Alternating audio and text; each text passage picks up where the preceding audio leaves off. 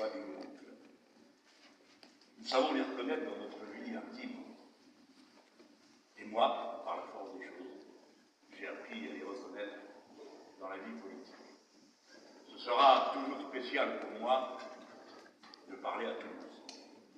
Parce que c'est ici qu'on a commencé le chemin que nous sommes en train d'ouvrir et qui, dimanche prochain, va connaître un nouveau franchissement d'étape. C'est ici parce qu'à 2 reprises, vous m'avez élu député européen du Grand Sud-Ouest. Improbable circonscription de 3 régions et 18 départements qui étaient, paraît-il, formés pour rapprocher les villes du peuple. Mais moi, je n'avais pas besoin d'un contour pour être rapproché du peuple. C'est la politique qui unit, qui rassemble et qui projette. Il y a, avant toute chose, ce devoir que je crois avoir honoré, de continuité, d'opiniâtreté, de cohérence. Vous m'aviez élu, non pour moi, mais pour accomplir une tâche. Et dès le début, il était clair entre nous que ce n'était pas seulement un député, c'était important d'en avoir un, au Parlement européen. C'était une entreprise politique qui voulait tourner la page d'une catastrophe qui se dressait devant nous. La catastrophe politique de la destruction de tout ce qui était alors ce qu'on appelait la gauche. Le mouvement communiste, le communisme d'État s'était effondré, entraînant dans l'abîme tous les mouvements communistes du monde, tout leur dévouement, tous leurs militants. Et peu après, ou en même temps, parce qu'ils n'avaient plus peur de rien, les sociaux-démocrates ont entraîné, alors qu'ils étaient souvent la seule opposition, toute l'opposition, toute l'alternative, dans une servilité abjecte à l'égard du libéralisme. C'est ainsi que disparurent de la carte, dans des dizaines de pays, les traces de ce combat séculaire qui avait été mené par les nôtres, et que j'évoque avec peut-être plus de force à cet instant, en me souvenant que nous sommes dans l'anniversaire de la semaine qui acheva, comme vous le savez, la Commune de Paris. Alors, nous avions décidé ensemble que quoi qu'il nous en coûte, en France, ce qui a été l'inspiration qui a porté le communisme, qui n'a jamais été dans ce pays un produit d'importation, mais un résultat des luttes populaires depuis la Grande Révolution de 1789, que ce qui avait été le socialisme, c'est-à-dire les héritiers de Jean Jaurès, et d'une vision différente du monde, cela ne s'arrêterait pas. Comme cela s'est interrompu, pour notre malheur en Italie, la nation sœur, où il ne reste plus trace des efforts qui ont été accomplis pendant tant et tant d'années par ces mouvements de gauche si impétueux, si imaginatifs, si inventifs, dont l'action a nourri notre pensée et notre action, bien sûr, de combattants. De nouveau, me voici pour vous dire, pas un de vos bulletins de vote d'alors n'a été perdu. Le Front de gauche a été une étape importante. Il a contribué au ressaisissement des énergies et des consciences. Mais il a fallu passer à autre chose, qui visait plus large, qui visait le peuple tout entier, avec l'intuition qu'il y avait un acteur nouveau sur la scène qui allait apparaître, le peuple, c'est-à-dire l'ensemble de ces gens qui ne peuvent produire et reproduire leur existence qu'en accédant au réseau du collectif, eau, électricité, santé, éducation. Voilà l'acteur du XXIe siècle. Et il fallait lui apporter les réponses et faire les propositions qu'il est dans son propre cheminement.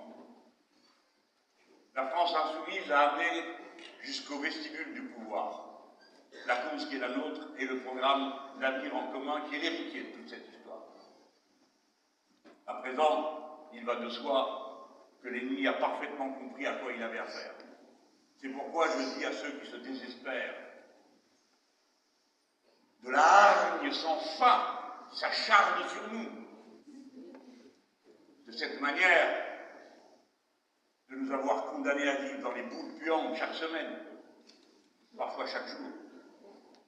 Ne vous étonnez pas. Qu'est-ce que vous croyez? Ils allaient vous dire « Ah bravo, j'y avais pas pensé, tenez, on vous donne les clés. » Certainement pas. Parce qu'ils savent qu'au contraire de tous les autres, nous allons faire ce que nous avons dit que nous ferons.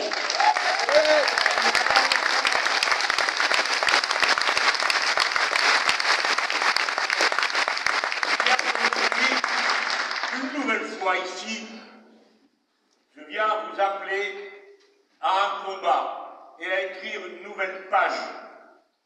Cette page, c'est celle qui projette la force de la France insoumise, puisque c'est elle qui aujourd'hui porte cet espoir, puisque c'est le nom que cela porte aujourd'hui. Peut-être ce sera un autre nom demain, mais c'est ce nom aujourd'hui qui incarne la force, la détermination, la volonté du combat implacable, sans arrangement avec qui que ce soit. Puisque c'est ce nom, je viens vous appeler à nous aider à créer la force européenne, internationale dont nous avons besoin, maintenant le peuple. Plus vous désignerez de députés au Parlement européen sous l'étiquette de la France insoumise, plus vous donnerez de l'énergie de combat à tous les peuples, y compris là où nos amis sont les moins nombreux, les plus repliés, les plus persécutés. Mais vous construirez une force qui s'appelle maintenant le peuple, représenté d'ores et déjà dans 6 pays, et notamment dans cette Europe du Sud, dont il faut qu'elle se mette en mouvement absolument, parce qu'elle est le moteur économique.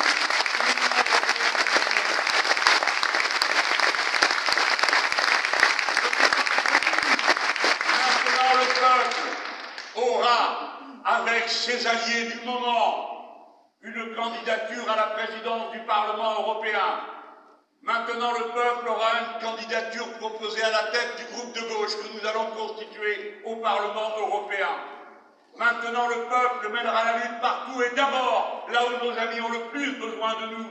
Nous serons là, bienveillants, actifs, présents dans tous les pays d'Europe. Vous n'êtes pas en train d'élire des ronds-cuirs de la politique, mais des combattants dont la mission qui leur a été fixée est non seulement d'être des lanceurs d'alerte, des lanceurs de combat, des gens qui lèvent la main, toujours contre tout leur système et leur monde, mais aussi des militants qui vont faire le tour du continent pour allumer partout où on le pourra le brasier qu'il est indispensable d'allumer à cette heure, compte tenu des défis qui se présentent devant l'humanité.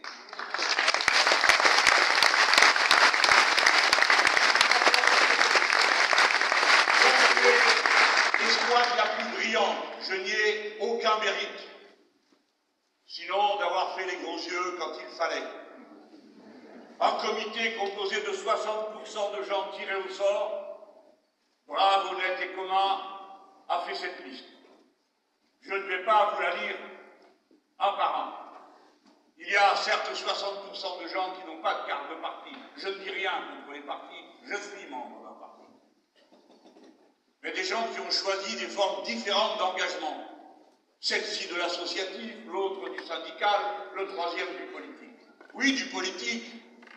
Il y a sur cette liste le chef de file de toute la gauche du Parti socialiste, qui a quitté d'un coup le parti pour venir sur cette liste. Il y a sur cette liste 9 personnes qui viennent du mouvement communiste, et en particulier dans les éligibles. Je ne dis pas que ce soit la liste socialiste, non, c'est la liste insoumise. Je ne dis pas que ce soit la liste communiste, ils ont leur propre liste, les uns et les autres. Mais c'est une liste qui est à l'image de ce que nous voulons faire. Un ample et vaste rassemblement, mais en choisissant les personnes. Pas des égotiques qui, quand ils sont mal placés sur la liste, font des caca nerveux et à qui nous pouvons donner les numéros de téléphone des journaux qui, quoi qu'il arrive, sont prêts à recueillir sur le plan. Nous avons sélectionné les têtes les plus dures qui se trouvaient. Vous avez vu notre tête de liste. Eh bien, c'est un phénomène psychique, puisqu'elle arrive à sortir de son corps, mais c'est aussi un phénomène intellectuel. Si vous suivez la masse de ce qu'elle est capable de vous expliquer en aussi peu de temps, c'est un phénomène humain, parce que si jeune femme, avoir une telle endurance politique et intellectuelle est quelque chose de remarquable, non pas pour elle, mais pour le courage qu'elle peut vous donner à vous autres toutes de savoir que si vous